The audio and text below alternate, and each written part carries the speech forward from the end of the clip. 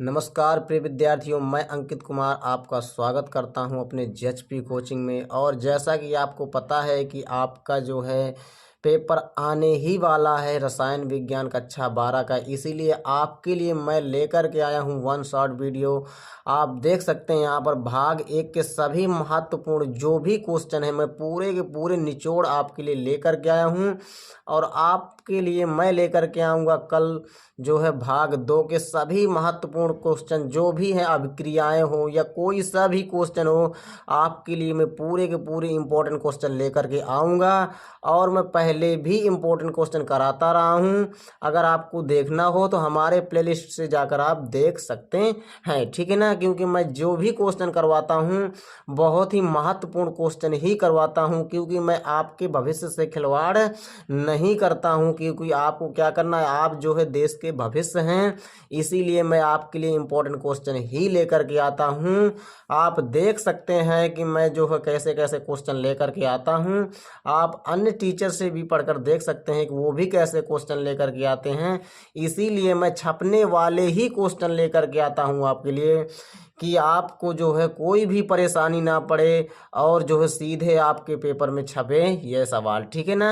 तो देख सकते हैं यहाँ पर कैसे कैसे मैं क्वेश्चन लेकर के आया हूँ। देखिए पहला क्वेश्चन हमारा क्या कह रहा है, राउल्ट के नियम को परिभाषित कीजिए। इतना तो आपको पता ही होगा। इसके बाद यह भी मैं लेकर के आया हूँ कि उसकी सीमाएं भी बताइए, क्योंकि यह क्वेश्चन अगर बनेगा ना तो प्रिय विद्यार्थियों 5 नंबर का क्वेश्चन बनेगा, ठीक है ना। और यहाँ से सवाल भी बनते हैं, क्योंकि अगर न्यूमेरिकल जहाँ है तो वहाँ सवाल भी है, आपको पता भी होगा, ठीक है ना। बस आपको क्या करना है, शुरू से लेकर के अंत तक हमारे वीडियो के साथ बने रहना है। अगर आपने हमारे चैनल को अगर सब्सक्राइब नहीं किया है तो ज़रूर सब्सक्राइब कर लेना, और हमारे वीडियो को शेयर भी कर देना, लाइक भी कर देना, ठीक है ना। तो देखिए यहाँ पर इसका आंसर क्या है। सबसे पहले आपको उत्तर डाल लेना है। इसमें लिखना क्या है, राउल्ट का नियम। ये क्या लिख देंगे आप, जो है आपको सबसे पहले यही करना है, हेडिंग तो जरूर डाल देना है, ठीक है ना, ताकि अच्छा दिखने लगे। तो इसमें आपको क्या लिखना है, राउल्ट के नियम में कि वाष्प दाब का जो आपेक्षिक अवनमन होता है ना, वाष्प दाब का आपेक्षिक अवनमन विलयन में विलेय के मोल प्रभाज की क्या होता है, बराबर होता है। यही आपका नियम है। देख सकते हैं कितना शॉर्ट में मैं आपके लिए लेकर के आया हूँ, और बिल्कुल परफेक्ट नंबर आपको दिलाएगा। क्या लिखा है कि जो वाष्प दाब का अपेक्षिक अवनमन होता है वो विलयन में विलेय के मोल प्रभाज से क्या होता है, बराबर होता है। अब देख सकते हैं आप सूत्र से, जब आप सूत्र देख लेंगे तो बस परिभाषा भी आप बना लेंगे, ठीक है ना, आपका नियम तुरंत बन जाएगा। तो देखिए इसका गणितीय रूप में आप कैसे लिख सकते हैं, जो हमारे पास वाष्प दाब का अपेक्षिक अवनमन होता है वो होता है p naught minus p s upon p naught, ये होता है, ठीक है। ये क्या है, वाष्प दाब का आपेक्षिक अवनमन। ये पूरा ये किसके बराबर है, ये वाष्प दाब का जो आपेक्षिक अवनमन है विलेय के मोल प्रभाज के बराबर है। तो आपने पढ़ा भी होगा विलेय का मोल प्रभाज क्या होता है, स्मॉल एन बटे small n plus capital n, ये होता है विलेय का मोल प्रभाज, ठीक है ना। तो आप देख सकते हैं यहाँ पर क्या बताया गया, ये आपको बिल्कुल नहीं ध्यान में देना, यही से आपको बना लेना है समीकरण। कैसे, यहाँ पर जो समीकरण दिया हुआ है इसी से आपको ये बना लेना है। कैसे बनाना है, बस आपको इतना ध्यान रखना, p naught minus p s upon p naught की ये क्या है, ये है वाष्प दाब का आपेक्षिक अवनमन। जो वाष्प दाब का आपेक्षिक अवनमन है ये किसके बराबर है, विलेय के मोल प्रभाज के बराबर है। इसे ही हम राउल्ट का नियम कहते हैं, ठीक है ना।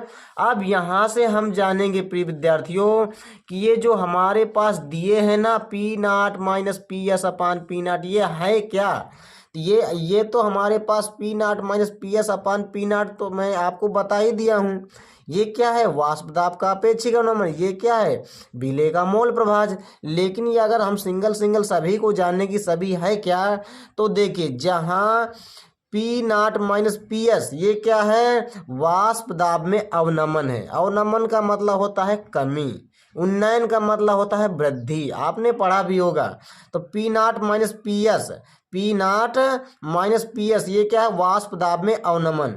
इसके बाद ये हमारे पास क्या है, स्मॉल एन, ये होता है विलेय के मोलों की संख्या, ठीक है। इसके बाद हमारे पास कैपिटल एन है ना, ये क्या है, विलायक के मोलों की संख्या। ये आपको ध्यान में रखना है, आपको न्यूमेरिकल में परेशानी नहीं होगी अगर ये आपको ध्यान में है, ठीक है। इसके बाद पी नॉट क्या है, पी नॉट है विलायक का वाष्प दाब, और पी एस क्या है, विलयन का वाष्प दाब, ठीक है प्रिय विद्यार्थियों। इसके बाद हम देखेंगे इसकी सीमाएं क्या हैं। तो देखिए सीमाएं हैं, इसकी पहली सीमाएं हैं, इसमें पहला पॉइंट लिखा है, यह तनु विलयन पर लागू होता है। यह जो राउल्ट का नियम है ये किस पर लागू होता है, केवल और केवल डाइल्यूट सॉल्यूशन पर ही लागू होता है, यानी कि मतलब डाइल्यूट सॉल्यूशन का मतलब होता है तनु विलयन, ठीक है। इसके बाद दूसरा पॉइंट है हमारे पास, यह अवाष्पशील पदार्थों के विलयनों पर लागू होता है। कैसा विलयन, अवाष्पशील होना चाहिए, ठीक है ना। तो यह बताया गया है कि यह जो होता है राउल्ट का नियम, यह अवाष्पशील पदार्थों के विलयनों पर लागू होता है। तीसरा पॉइंट क्या कह रहा है, विद्युत अपघट्यों के विलयनों पर लागू नहीं होता है। जो भी हमारे विद्युत अपघट्ट होते हैं ना, उनके विलयनों पर बिल्कुल ही लागू नहीं होता है, ठीक है। इसके बाद हम देखते हैं प्रिय विद्यार्थियों अपना नेक्स्ट क्वेश्चन। देखिए प्रिय विद्यार्थियों यहाँ पर दूसरा क्वेश्चन क्या कह रहा है कि अणुसंख गुणधर्म को उदाहरण सहित समझाइए। महा इंपॉर्टेंट क्वेश्चन है ये, ठीक है ना, कि अणुसंख गुणधर्म और इसके उदाहरण कौन कौन से हैं। तो देखिए यहाँ पर आपको उत्तर डालना, इसमें लिखना है, आप हेडिंग भी डाल सकते हैं अणुसंख गुणधर्म, ठीक है ना, आप डाल सकते हैं हेडिंग। मैंने यहाँ पर क्या है बिना हेडिंग के ही लिख दिया है, क्योंकि आपको क्या करना है, आपको हेडिंग डालकर लिखना है, या आपको अगर नहीं भी डालना है तो भी कोई दिक्कत नहीं है, ठीक है ना, क्योंकि ये छोटी हेडिंग है, ये 2 नंबर में पूछी जाने वाली है, इसीलिए यहाँ पर क्या है मैं हेडिंग नहीं डालूं। देखिए यहाँ पर क्या बताया गया है कि विलयनों के वह गुण जो विलेय कणों की संख्या पर निर्भर करते हैं, यानी कि मतलब है विलयनों के वह गुण जो विलेय कणों की क्या संख्या पर निर्भर करते हैं। अगर जो संख्या पर निर्भर करें तो उसे ही हम क्या कहते हैं, अणुसंख गुणधर्म कहते हैं, इसी गुणधर्म को। लेकिन यहाँ पर एक पॉइंट और लिखा गया है, उनकी प्रकृति पर निर्भर नहीं करते, ठीक है ना। तो यहाँ पर क्या बताया गया है कि विलयनों के वह गुण जो विलेय कणों की संख्या पर निर्भर करते हैं लेकिन उनकी प्रकृति पर नहीं, ठीक है ना, उन्हें हम क्या कहते हैं, अणुसंख गुणधर्म कहलाते हैं, ठीक है।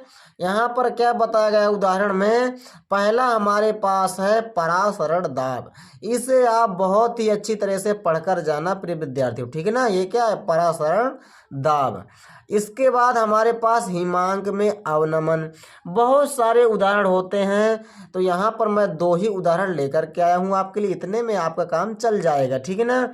आप ऐसे ही जब लिख देंगे आपको 2 नंबर परफेक्ट मिल जाएंगे, और उदाहरण होते हैं।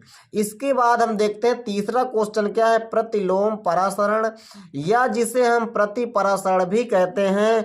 इसे एक नाम से और भी जानते हैं, जिसका नाम है व्युत्क्रम परासरण। व्युत्क्रम का मतलब होता है उल्टा, ठीक है ना। तो प्रतिलोम परासरण, या कह दे प्रति परासरण, या आप कह दे व्युत्क्रम परासरण, ठीक ना, व्युत्क्रम परासरण भी कह सकते हैं इसे। तो यहाँ पर पूछ रहा है क्या है, इसका उपयोग भी लिखिए, यही कह रहा है ना। तो उत्तर डाल लेना, इसमें लिखना है कि जब विलयन की सतह पर, यानी कि मतलब जब विलयन की सतह पर परासरण दाब से अधिक दाब क्या किया जाए, प्रयुक्त किया जाए, यानी कि लगाया जाए, तो क्या होता है, तो जल के अणु जो होते हैं हमारे अधिक सांद्रता वाले विलयन से कम सांद्रता वाले विलयन की ओर क्या होने लगते हैं, जाते हैं, प्रवाहित होने लगते हैं, भागने लगते हैं, ठीक है ना। और जब जाने लगते हैं तो इसे ही क्या कह देते हैं, हम इसी घटना को कहते हैं प्रतिलोम परासरण या प्रतिपरासरण या व्युत्क्रम परासरण कहते हैं। ठीक है ना।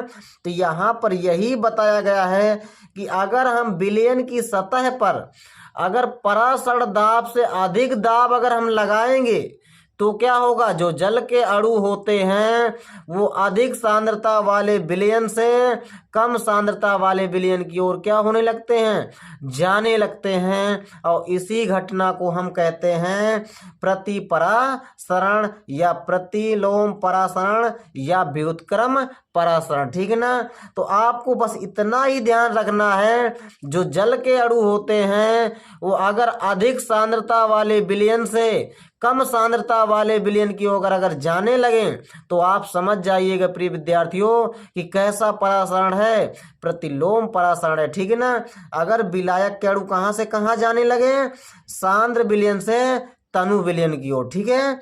इसके बाद यहाँ पर उपयोग में क्या बताया गया है, समुद्री जल से शुद्ध जल बनाने में अगर हम समुद्री जल को पीने योग्य पानी अगर बना लिया है, हमने समुद्री जल को अगर पीने योग्य पानी हमने बना लिया है तो किस विधि के द्वारा, यही हमारी विधि होती है, ध्यान में रखिएगा। इसी का उपयोग करके हम बनाते हैं शुद्ध पीने योग्य पानी समुद्र के पानी से। ठीक है ना।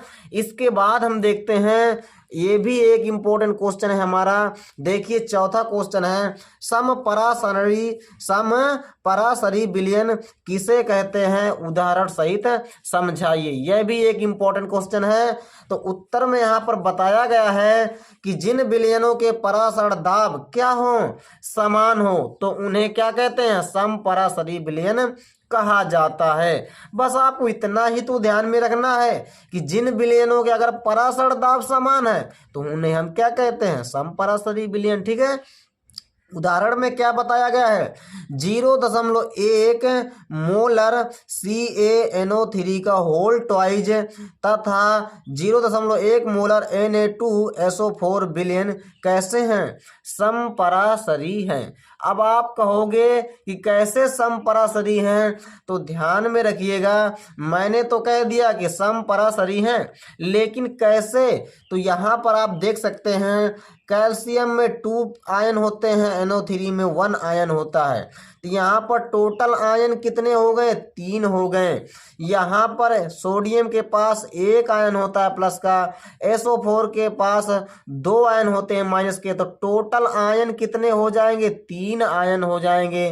तो इसके भी 3 आयन, इसके भी 3 आयन, तो कैसा है, परासरण दाब समान होगा, इसीलिए कहते हैं समपरासरी विलयन। ठीक है ना। इसके आगे और हम देखते हैं।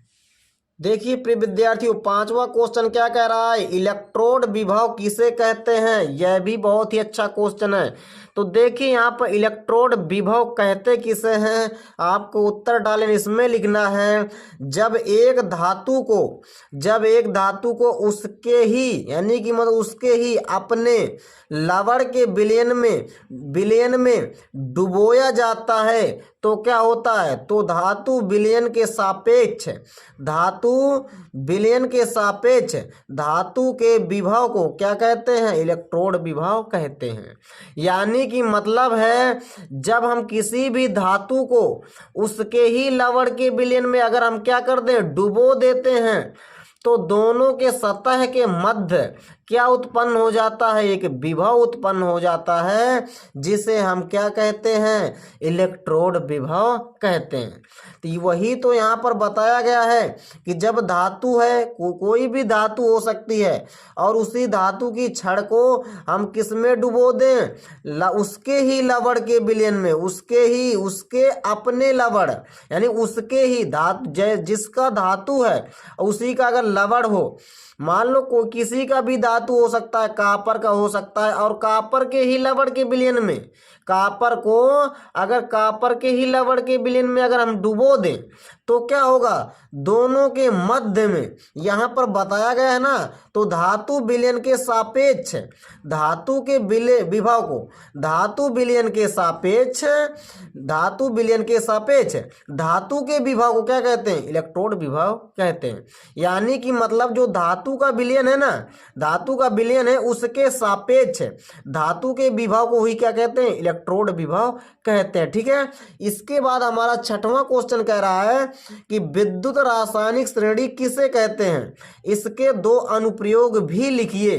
तो देखिए यहाँ पर क्या बताया गया है विद्युत रासायनिक श्रेणी में, तो इसमें आपको उत्तर डाल लेना, इसमें लिखना है कि ऐसी श्रेणी यानी कि मतलब कि विभिन्न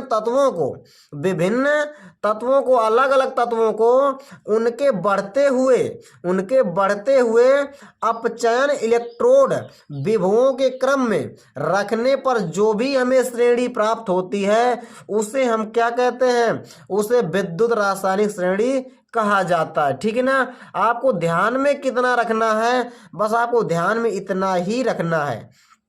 क्या बताया गया है, एक लाइन में आपको याद हो जाएगा कि जो हमारे अलग अलग तत्व होते हैं यानी विभिन्न प्रकार के, तो विभिन्न तत्वों को उनके बढ़ते हुए अपचयन इलेक्ट्रोड विभवों के क्रम में रखने पर, अगर हम क्रम में रख रहे हैं तो जो भी हमें श्रेणी प्राप्त होती है उसे क्या कहते हैं, विद्युत रासायनिक श्रेणी कहते हैं। ठीक है ना, इसके बाद आपको क्या करना है, उपयोग ध्यान में रखना है, यानी कि मतलब इसके अनुप्रयोग।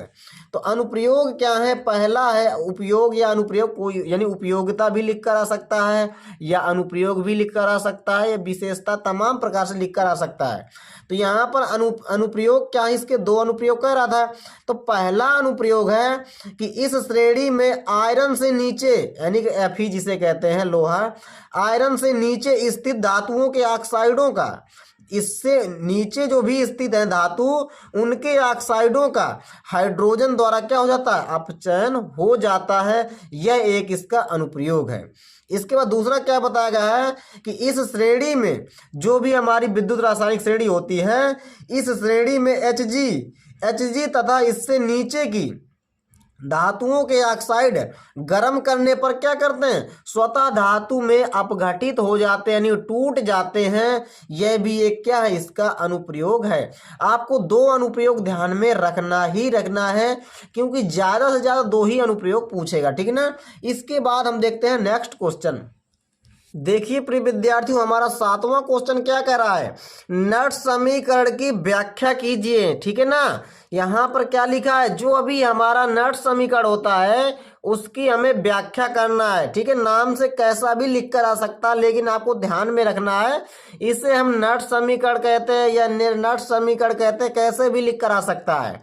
तो आपको उत्तर में ध्यान क्या रखना है कि वह समीकरण जो मानक इलेक्ट्रोड विभव, क्या बताया गया है, मानक इलेक्ट्रोड विभव तथा इलेक्ट्रोड विभव में संबंध स्थापित करता है, उसे ही हम क्या कहते हैं, नट समीकरण कहते हैं, यानी कि मतलब कहलाता है। ठीक है ना, जो हमारा क्या करे, ऐसा समीकरण जो मानक इलेक्ट्रोड विभव जिसे कहते हैं ई नॉट, मानक इलेक्ट्रोड विभव को क्या कहते हैं, ई नॉट, तथा इलेक्ट्रोड विभव जिसे कहते हैं ई। ठीक है ना, तो मानक इलेक्ट्रोड विभव और इलेक्ट्रोड विभव में संबंध स्थापित करने वाले समीकरण को ही क्या कहते हैं, नट समीकरण कहते हैं। ठीक है ना, यहाँ पर आपको क्या करना है, सूत्र तो आपको लिख कर ही आना है।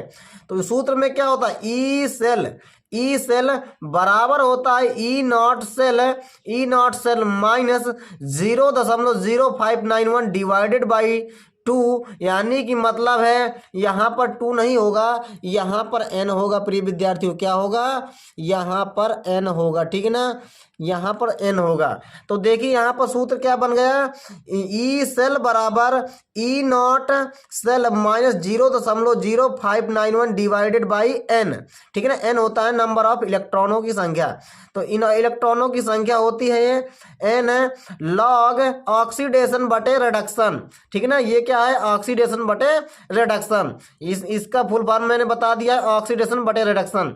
आपको ध्यान में रखना ही रखना है, ये होता है हमारा सूत्र। तो जिसका ऑक्सीकरण हो तो वहाँ उसकी वैल्यू दी होगी तो यहाँ पर रखा जाता है, जिसका अपचयन हो तो इस वहाँ पर रखा जाता है नीचे, ठीक है ना। तो यहाँ पर जब सवाल लगाएंगे तो वहाँ पर आप ये वैल्यू आपको यानी सूत्र ये आपको पता होना ही चाहिए। इसके बाद हम देखते हैं हमारा एक और क्वेश्चन है बहुत ही सुंदर, 8वां है कि मोलर चालकता को परिभाषित कीजिए। महा इंपॉर्टेंट क्वेश्चन, मोलर चालकता को क्या करना है, हमें परिभाषित करना है। उत्तर में डाल लेना है, आपको लिखना क्या है कि किसी 1 सेंटीमीटर क्यूब आयतन, यानी कि मतलब इसे आप क्या करें, एकांक आयतन भी तो बोल सकते हैं ना, ठीक ना, 1 सेंटीमीटर क्यूब आयतन, तो या इसे आप कहते हैं एकांक आयतन, यह भी आप कह सकते हैं। तो किसी 1 सेंटीमीटर क्यूब आयतन वाले विलयन में यदि विद्युत अपघट्ट का 1 मोल घुला हो, कितना मोल, 1 मोल घुला हो, तो उस विलयन की चालकता को ही क्या कहते हैं, मोलर चालकता कहते हैं, ठीक है ना। यहाँ पर क्या है सूत्र आपको ध्यान में रखना है, लैम्डा एम बराबर होता है, लैम्डा एम क्या है, मोलर चालकता, लैम्डा एम बराबर होता है कैप्पा गुणे वी, वी क्या है, आयतन है, ठीक है ना। एकांक आयतन पर जो हमारी क्या होती है, विशिष्ट चालकता होती है, वही क्या है, मोलर चालकता है। दोनों ही आपस में क्या हो जाएंगी, बराबर हो जाएंगी, ठीक है ना। आप यहाँ से भी बना सकते हैं। तो यहाँ पर ध्यान दीजिए, इसका और क्या हो जाएगा, हमें पता है V बराबर होता है 1000 बटे M, M क्या है, मोलरता है, और कैप्पा क्या है, विशिष्ट चालकता है। तो जब आप इसकी वैल्यू यहाँ पर रखेंगे तो क्या हो जाएगा, 1000 बटे M हो जाएगा। यह आपको सूत्र याद में रखना ही रखना है। आपको न्यूमेरिकल जब हल करेंगे तो यह लगेगा ही लगेगा, ठीक है ना। तो जितने भी मैं सूत्र बता दूं आपको ध्यान में रखना ही रखना है, क्योंकि शायद अगर परिभाषा नहीं आएंगी तो न्यूमेरिकल आएगा, तो न्यूमेरिकल आप धड़ाक से उड़ा देंगे, ठीक है ना। इसके बाद हम देखते हैं नेक्स्ट क्वेश्चन। देखिए प्रिय विद्यार्थियों, 9वां क्वेश्चन कह रहा है कि अभिक्रिया की कोटि एवं आणविकता में क्या अंतर है। अभिक्रिया की कोटि और हमें आणविकता में अंतर बताना है, ठीक है। उत्तर डालें, एक तरफ आपको अभिक्रिया की कोटि, एक तरफ अभिक्रिया की आणविकता, ठीक है ना। तो यहाँ पर हमने डाल दिया है हेडिंग में अभिक्रिया की आणविकता और एक तरफ अभिक्रिया की कोटि, ठीक है ना। आप कैसे भी कर सकते हैं, इसे यहाँ आप कैसे भी कर सकते हैं, ठीक है। तो देखिए इसमें क्या बताया गया है, अभिक्रिया की आणविकता में पहला पॉइंट है कि इसका मान शून्य नहीं हो सकता है कभी भी। अभिक्रिया की जो आणविकता होती है इसका मान कभी भी क्या होता है, शून्य नहीं होता है, जबकि इसका मान क्या होता है, शून्य होता है। यह ध्यान में रखना है, इसका पहला पॉइंट, ठीक ना। इसका दूसरा पॉइंट क्या बताया गया है, इसका मान सदैव कैसा होता है, धनात्मक होता है। इसका मान कैसा होता है, सदैव धनात्मक होता है, लेकिन इसका मान दोनों प्रकार का होता है। अभिक्रिया की कोटि का धनात्मक भी और ऋणात्मक भी होता है, यह यहाँ बताया गया है, ठीक ना। तीसरा पॉइंट है कि इसका मान सदैव एक पूर्ण संख्या, सदैव एक पूर्ण संख्या, कैसा, 1, 2 अथवा 3 होती है। जो आणविकता होती है ना सदैव कैसी होती है, एक पूर्ण संख्या, जैसे 1, 2 अथवा 3 होती है। और इसमें क्या बताया गया है, इसका मान पूर्ण संख्या या भिन्नात्मक संख्या दोनों प्रकार का हो सकता है। यानी कि मतलब यहाँ पर पूर्ण संख्या तो होगी ही, लेकिन यहाँ पर क्या है, यहाँ पर पूर्ण संख्या भी होगी और उसका भिन्नात्मक संख्या दोनों प्रकार की होंगी, ठीक है ना। और यहाँ पर बताया गया है कि इसका मान पूर्ण संख्या या भिन्नात्मक दोनों प्रकार का हो सकता है। और चौथा पॉइंट है इसका, यह एक कैसा मान है, सैद्धांतिक मान होता है, ठीक है ना, सिद्धांत पर आधारित है। और यह क्या होता है, यह एक प्रकार का प्रयोग यानी कि मतलब प्रायोगिक मान होता है। यह कैसा होता है, यह एक प्रायोगिक मान है, यानी प्रयोग पर आधारित है, ठीक है ना। यह प्रयोगों के द्वारा यानी प्राप्त किया गया है, ठीक है। इसके बाद हम देखते हैं 10वां क्वेश्चन हमारा क्या कह रहा है। तो देखिए 10वां क्वेश्चन भी बहुत ही सुंदर क्वेश्चन है। यहाँ पर क्या बताया गया है कि 10वां में कि अभिक्रिया की कोटि को परिभाषित कीजिए, हमें कोटि को परिभाषित करना है। तो देखिए उत्तर में क्या बताया गया है कि अभिकारकों की वह संख्या जो अभिक्रिया की दर को क्या करे, रेट को प्रभावित करे, उसे ही क्या कहते हैं, अभिक्रिया की कोटि कहलाती है, ठीक है ना। तो क्या बताया गया है कि अभिकारकों की वह संख्या जो अभिक्रिया की दर को क्या करे, प्रभावित करे, उसे ही हम अभिक्रिया की कोटि कहते हैं।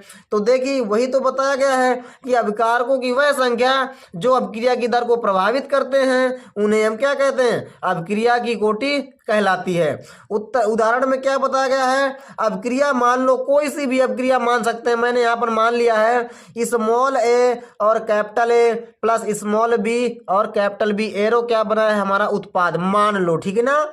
तो अगर हम यहाँ से रेट निकालेंगे, अभिक्रिया की दर निकालेंगे, तो दर बराबर क्या हो जाएगा, कांस्टेंट के हमारा नियतांक है। यहाँ पर क्या होगा, जो हमारे पास अभिकारक ए है तो अभिकारक ए की सांद्रता के पावर एक्स, और ठीक है इसके बाद यहाँ पर अभिकारक बी की सांद्रता के पावर वाई। तो अभिकारक बी की सांद्रता और ए की सांद्रता हम क्यों कह दिया, इसलिए हम कह दिया क्योंकि यहाँ पर आप देख सकते हैं अभिकारक ए तो है, अगर आप कोष्टक ऐसे लगा देते हैं तो इसे कहेंगे आप अभिकारक ए की सांद्रता, ठीक ना। तो यहाँ पर मान लिया है हमने कि इसके अभिकारक ए की पावर यानी अभिकारक ए की सांद्रता के पावर हमारे पास क्या एक्स है, मान लो, ठीक है, इसके पावर में क्या है वाई है। तो अगर हम निकालेंगे अभिक्रिया की कोटि तो x प्लस वाई दोनों को आपको ऐड कर देना, ठीक है ना। तो अभिक्रिया की आपकी क्या निकल आएगी, कोटि निकल आएगी, ठीक है। इसके बाद हम देखते हैं 11वें नंबर का हमारा क्वेश्चन क्या कह रहा है। तो देखिए यहाँ पर कह रहा है 11वें नंबर क्वेश्चन की प्रथम कोटि की अभिक्रिया के 4 प्रमुख अभिलक्षण लिखिए। यह बहुत ही ज्यादा छपने वाला क्वेश्चन है, इसे तो आपको ध्यान में ही रखना है क्योंकि यह क्वेश्चन बहुत ही ज्यादा पूछा गया है कि अभिक्रिया की जो हमारी प्रथम कोटि की अभिक्रिया इसके प्रमुख अभिलक्षण 4 कह सकता है या 3 कह सकता है या 2 कह सकता है, इसीलिए मैं यहाँ पर 4 लेकर के आया हूँ क्योंकि ये जो क्वेश्चन है 3 नंबर का पूछा जाता है प्रिय विद्यार्थियों, ठीक है ना। तो देखिए उत्तर में क्या बताएगा, इसमें पहला पॉइंट है कि प्रथम कोटि की अभिक्रिया के वेग स्थिरांक की जो इकाई होती है ना, वेग स्थिरांक हमने के की जो इकाई होती है, जो यूनिट होती है उसकी क्या है, यानी सेकंड इनवर्स या मिनट इनवर्स या घंटा इनवर्स भी हो सकता है या समय इनवर्स, कैसा भी लिखा हो सकता है, यहाँ पर आप मिनट इनवर्स भी लिख सकते हैं, ठीक है ना। तो देखिए यहाँ पर दूसरा पॉइंट है कि प्रथम कोटि की अभिक्रिया के पूर्ण होने में अनंत समय लगता है, इन्फिनिटी, ये भी ध्यान में रखना है कि जो हमारी प्रथम कोटि की अभिक्रिया होती है उसे पूर्ण होने में कितना समय लगता है, अनंत समय लगता है, यानी कोई पता ही नहीं है, ठीक ना। तीसरा पॉइंट क्या कह रहा है कि इसके वेग स्थिरांक यानी वेग स्थिरांक का जो व्यंजक होता है यानी के का क्या होता है 2.303 divided by T log 10 base A बटे ए माइनस एक्स होता है, ठीक है। ये आपको सूत्र भी याद में रखना ही रखना है। यहाँ पर यह भी बताया गया है कि इसका अर्धायु काल जो होता है, इसके अर्धायु काल का व्यंजक कितना होता है, T1/2 बराबर 0.693 डिवाइडेड बाई के होता है, ठीक ना। के क्या है, वेग स्थिरांक है। तो यह भी आपको ध्यान में रखना ही रखना है दोनों ही सूत्र, क्योंकि न्यूमेरिकल ज्यादा ज्यादा ही पूछे जाते हैं। शायद आपको क्या है यहाँ पर अभिलक्षण ना पूछे जाए, शायद अभिक्रिया की कोटि को परिभाषित करने के लिए ना पूछा जाए, तो आपको सवाल तो देगा ही देगा ना। तो ये आपको ध्यान में रखना ही रखना है, ठीक है ना। इसके बाद क्या बताया गया है, 12वें नंबर क्वेश्चन कहा गया है कि प्रथम कोटि की अभिक्रिया को एक उदाहरण द्वारा समझाइए। तो उत्तर डालना आपको लिखना क्या है कि वह अभिक्रिया जिसकी दर एक अभिकारक की सांद्रता की प्रथम घात क्या हो समानुपाती होती है, उसे हम क्या कहते हैं, प्रथम कोटि की अभिक्रिया कहलाती है। तो क्या बताया गया है कि वह अभिक्रिया जिसकी दर यानी कि मतलब रेट एक अभिकारक की सांद्रता की प्रथम घात के क्या हो समानुपाती होती है, यानी बराबर समानुपाती होती है, प्रथम कोटि की अभिक्रिया कहलाती है। उदाहरण में क्या है 2N2O5 arrow 4NO2 plus O2। अगर यहाँ से अगर ये उदाहरण में है, अगर यहाँ से दर निकालेंगे ना रेट, तो दर बराबर क्या जाएगा के कांस्टेंट, यहाँ पर क्या हो जाएगा अभिकारक N2O5 की सांद्रता, यहाँ पर क्या जीरो तो नहीं है ना, अगर जीरो होता तो शून्य कोटि की अभिक्रिया होती, अगर 2 होता तो द्वितीय कोटि की अभिक्रिया होती। तो यहाँ पर कितना छुपा है, 1 छुपा है, तो इसीलिए क्या होगा प्रथम कोटि की अभिक्रिया होगी, ठीक है ना। इसके आगे हम चलते हैं नेक्स्ट क्वेश्चन में। देखिए प्रिय विद्यार्थी 13वें नंबर क्वेश्चन हमारा कह रहा है कि संक्रमण तत्व क्या है इनकी 4 विशेषताओं को लिखिए। महत्वपूर्ण क्वेश्चन है, ठीक है ना। ये डी ब्लॉक के तत्वों का सबसे ज्यादा आने वाला क्वेश्चन है, ठीक है। इसे आपको बहुत ही ज्यादा मात्रा में आपको पढ़कर जाना अच्छी तरह से। तो देखिए उत्तर में क्या बताया गया है कि वे तत्व जिनका इलेक्ट्रॉनिक विन्यास करने पर अंतिम इलेक्ट्रॉन डी कक्षक में मिलते हों उन्हें हम क्या कहते हैं, संक्रमण तत्व कहते हैं। कि ऐसे तत्व जिनका अगर हम इलेक्ट्रॉनिक विन्यास करें तो अंतिम इलेक्ट्रॉन उनका अगर हमें कहाँ मिल जाए, अगर डी ब्लॉक यानी डी कक्षक में अगर मिल जाए तो उन्हें हम कैसे तत्व कहेंगे, संक्रमण तत्व कहते हैं, ट्रांजिशन एलिमेंट कहते हैं, ठीक है ना। तो यहाँ पर ध्यान रखिए उदाहरण में क्या FeMnCr और भी हमारे तत्व होते हैं, ठीक है ना, जितने भी होते हैं आपको ध्यान में होगा ही होगा, लेकिन मैं यहाँ पर 3 एग्जाम्पल लेकर के आया हूँ, आपको ध्यान में रखना है। तो आप जो है 21 से लेकर के चालू कर दीजिएगा, 21, 22, 23, 24, 25 जो भी हमारे पास क्या होते हैं परमाणु क्रमांक वाले तत्व होते हैं, ये सभी हमारे क्या हैं, हमें सभी हमारे कैसे तत्व होते हैं, संक्रमण तत्व होते हैं। 21 से आप चालू कर दीजिएगा, ठीक ना। आपको इतने में ध्यान में रखना है, इतनी बात। विशेषताएं क्या इनकी, पहला पॉइंट है ये रंगीन लवण बनाते हैं, ठीक है ना, कैसे रंगीन। दूसरा पॉइंट क्या है, ये संकर आयन बनाते हैं, ठीक है। तीसरा पॉइंट क्या है, इनमें धात्विक चालकता उपस्थित होती है, यह भी आपको ध्यान में रखना है। चौथा क्या है, ये अनुचुंबकीय तथा उत्प्रेरक गुण दर्शाते हैं। यह भी चारों के चारों पॉइंट जो छोटे छोटे पॉइंट मैं लेकर के आया हूं, ये सभी पॉइंट आपको ध्यान में रखना ही रखना है, और मैं ये क्वेश्चन पिछले वीडियो में भी बता चुका हूं, ठीक है ना। इसके बाद हम देखते हैं नेक्स्ट क्वेश्चन हमारा क्या कह रहा है। देखिए यहां पर 14वें नंबर क्वेश्चन कह रहा है कि संक्रमण तत्वों के अनुचुंबकीय लक्षण को स्पष्ट कीजिए। बहुत ही अच्छा क्वेश्चन है। तो देखिए यहाँ पर उत्तर डालें, इसमें लिखना है कि संक्रमण तत्व और आयन, इनके जो तत्व होते हैं संक्रमण तत्व और आयन अयुग्मित इलेक्ट्रॉनों की उपस्थिति कारण, किन इलेक्ट्रॉनों की उपस्थिति कारण, अयुग्मित अनपेयर्ड इलेक्ट्रॉनों की उपस्थिति के कारण क्या होते हैं, अनुचुंबकीय होते हैं, ठीक ना, अनुचुंबकीय गुण परिलक्षित करते हैं।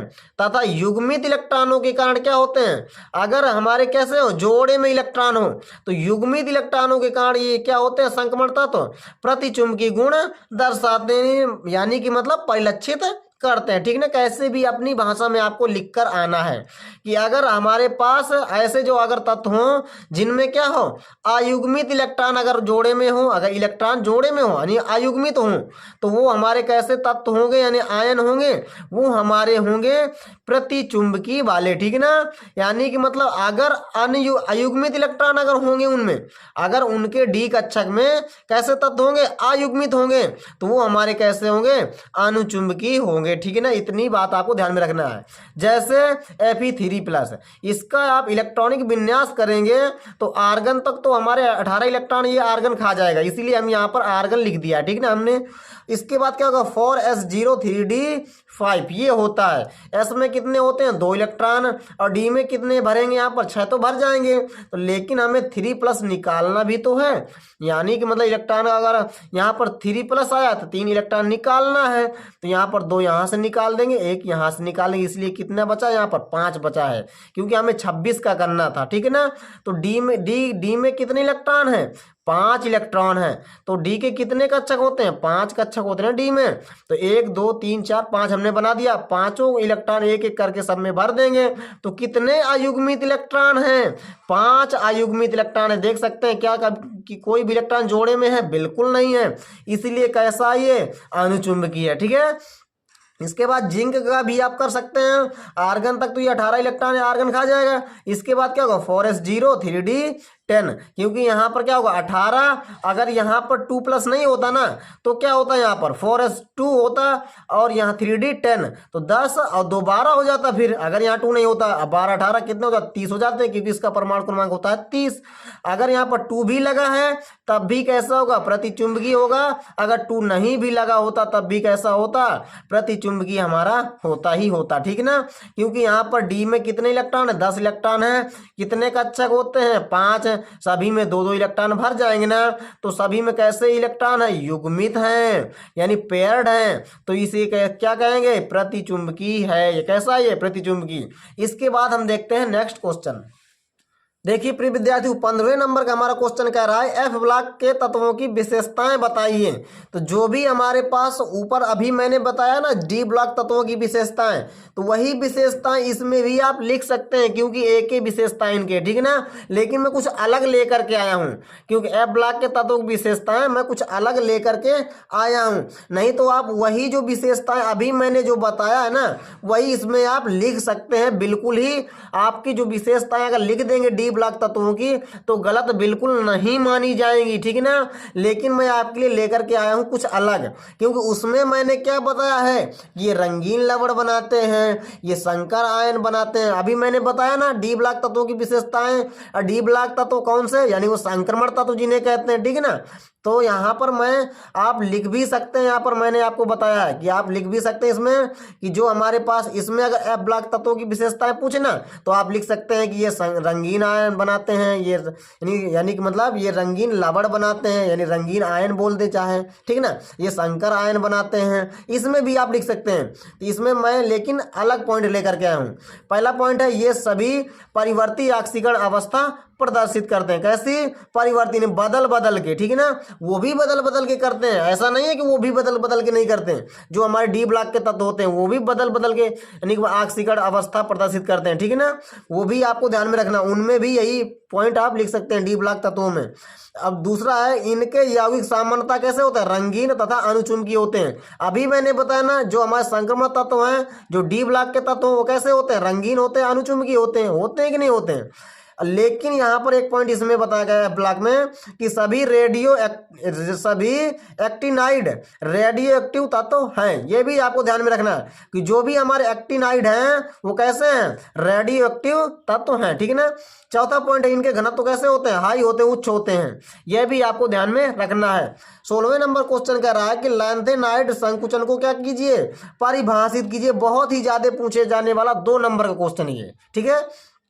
उत्तर डाले ने इसमें लिखना है नाभिकीय आवेश बढ़ने के कारण, अगर नाभिकीय आवेश बढ़ रहा है तो लैंथेनम से ल्यूटीशियम तक क्या होता है, परमाणविक तथा आयनिक त्रिज्या में क्या होती है, कमी आती है। और यही क्या होता है, यही लक्षण लैंथेनाइड संकुचन कहलाता है, ठीक है ना। यह आपको ध्यान में रखना है। अगर नाभिक का आवेश बढ़ रहा है, बढ़ने के कारण क्या होता है, La से Lu तक परमाणविक तथा आयनिक त्रिज्या में, परमाणविक की त्रिज्या में, आयनिक आयनों की त्रिज्या में क्या आती है, कमी आती है। यही घटना क्या होती है, हमारी लैंथेनाइड संकुचन होता है, ठीक है ना। ये आपको ध्यान में रखना ही रखना है।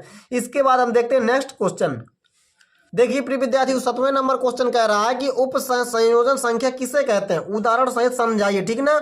ये हमारे पास है कोऑर्डिनेशन नंबर, ये भी आपको ध्यान में रखना है। उत्तर में क्या बताया गया है कि धातु आयन से जुड़े हुए, जो भी हमारे पास धातु आयन होता है ना, उससे जुड़े हुए दाता परमाणुओं की संख्या को वही क्या कहते हैं, उप संयोजन संख्या कहते हैं, कोऑर्डिनेशन नंबर कहते हैं, ठीक है ना। उदाहरण में क्या बताया गया है कि CuNH3 का होल 4 और कोष्टक बंद SO4 में कापर की जो उप संयोजन संख्या है ना कितनी है, 4 है।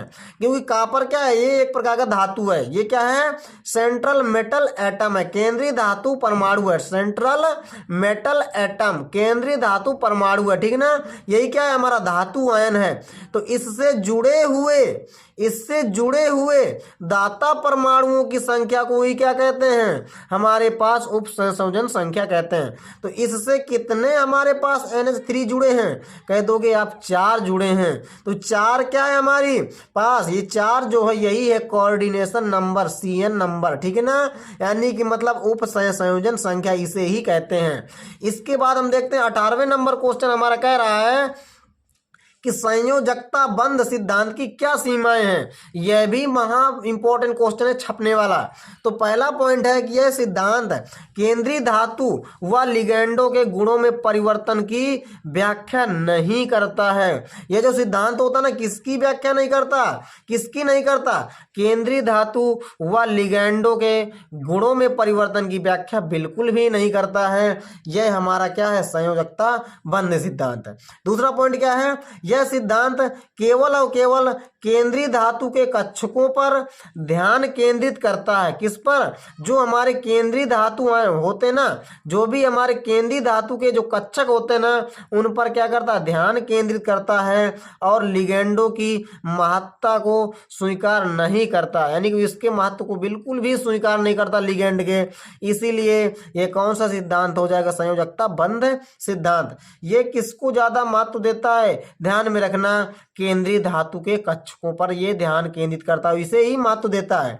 तीसरा पॉइंट है, यह सिद्धांत संकुल यौगिकों तथा आयनों के स्पेक्ट्रम रंग की व्याख्या बिल्कुल नहीं करता है, ठीक ना। यह जो सिद्धांत है किसकी व्याख्या नहीं करता है, संकुल यौगिकों या कह सकते हो आयनों के स्पेक्ट्रम रंग की व्याख्या बिल्कुल नहीं करता है। चौथा पॉइंट है, यह सिद्धांत आंतरिक कक्षक और बाह्यतम कक्षक संकुलों की कोई संतोषजनक व्याख्या नहीं करता है, ना तो बाहरी की ना तो अंदर की, कोई भी व्याख्या नहीं करता इनके कक्षकों को, ठीक ना। इसके बाद हम देखते हैं नेक्स्ट क्वेश्चन। देखिए प्रिय विद्यार्थियों, 19वें नंबर क्वेश्चन कह रहा है कि उपसय संयोजक यौगिकों के वर्नर सिद्धांत को समझाइए। वर्नर का सिद्धांत तो आना ही आना है, इसे तो आपको पढ़कर ही जाना है। उत्तर में क्या बताया गया है कि वर्नर के अनुसार बताया गया है कि उपसय संयोजक यौगिक में केंद्रीय धातु परमाणु दो प्रकार की संयोजकता दिखाता है, ठीक है ना। कितने प्रकार की, दो प्रकार की संयोजकता दिखाता है। पहली है प्राथमिक संयोजकता, दूसरी है द्वितीयक संयोजकता। तो एक तरफ आपको लिख लेना है प्राथमिक संयोजकता, एक तरफ द्वितीयक संयोजकता। इसका पहला पॉइंट क्या है, ये ऋणायनों के द्वारा क्या होती है, संतुष्ट होती है हमारी प्राथमिक संयोजकता। दूसरी क्या, दूसरा पॉइंट, ये ऋणायनों धनायनों व उदासीन तीनों के द्वारा क्या है, संतुष्ट होती है। कौन, हमारी द्वितीयक संयोजकता। देख सकते हैं यही पॉइंट लिखा है। दूसरा पॉइंट है इसमें, यह विलयनों में क्या हो जाती हैं, आयनित हो जाती हैं। कौन, प्राथमिक संयोजकता हमारी क्या हो जाती हैं, आयनित हो जाती हैं। लेकिन ये क्या है, अनआयनित, यानी आयनित नहीं होती हैं। जो द्वितीयक संयोजकता है ना, ये विलयनों पर क्या है, आयनित नहीं होती हैं। तीसरा पॉइंट क्या बताया गया है, ये बड़े कोष्टक के बाहर होती हैं। कहाँ होती हैं, बड़े कोष्टक के बाहर होती हैं, जबकि ये बड़े कोष्टक के अंदर होती हैं। प्रिय विद्यार्थियों, इसे आपको ध्यान में रखना ही रखना है। इन्हें क्या होता है, इन्हें जो है डॉटेड लाइन द्वारा दर्शाया जाता है, डॉट डॉट करके, ठीक है ना। जबकि जो हमारे पास द्वितीयक संयोजकता है ना, इन्हें एक रेखा के द्वारा दर्शाया जाता है। ऐसी ये जो अगर रेखा बनी है ना, इसे क्या कहते हैं, सतत रेखा कहते हैं, ठीक है ना। इसके द्वारा दर्शाया जाता है इसे, यह भी आप एक पॉइंट में लिख सकते हैं। इसके बाद हम देखते हैं और भी इम्पोर्टेंट क्वेश्चन, जिसे कहते हैं आयुपीएससी, ठीक है। ये प्रकार की आयुपीएससी आना ही आना है। आप कोई सा भी मॉडल पेपर उठाकर देख सकते हैं, अगर मैं आपको यानी कि मैं आपसे झूठ बोल रहा हूं, ठीक है ना। आप देख सकते हैं कि ये क्वेश्चन आते हैं या नहीं आते हैं। तो देखिए निम्नलिखित का आयुपीएससी नाम लिखिए, 20वें क्वेश्चन है, 20वें नंबर का। तो पहला है हमारे पास K4NiCN का होला 4, दूसरा है CrN3 का होला 5 और CO3 और Cl। तो पहले का हम देखेंगे आंसर, पहले का, ये पहले का आंसर है पोटेशियम। अगर धनायन है तो आपको सबसे पहले धनायन का ही नाम लिखना है। तो धनायन कौन सा है, पोटेशियम। अगर सोडियम होता है सोडियम लिखते हैं, पोटेशियम है तो आपको पोटेशियम लिखना है। इसके बाद धनायन का नाम लिखने के बाद तुरंत ही किसका नाम लिखा जाता है, लिगेंड्स का नाम लिखा जाता है। अगर लिगेंड जो है अगर एक से ज्यादा हैं तो उनका नाम अल्फाबेटिकली में लिखा जाता है। ये आपको ध्यान में रखना ही रखना है, ठीक है ना। जैसे यहाँ पर बताया गया, यहाँ पर 2 लिगेंड है ना, यहाँ पर आपको मैं समझा दूंगा, ठीक है।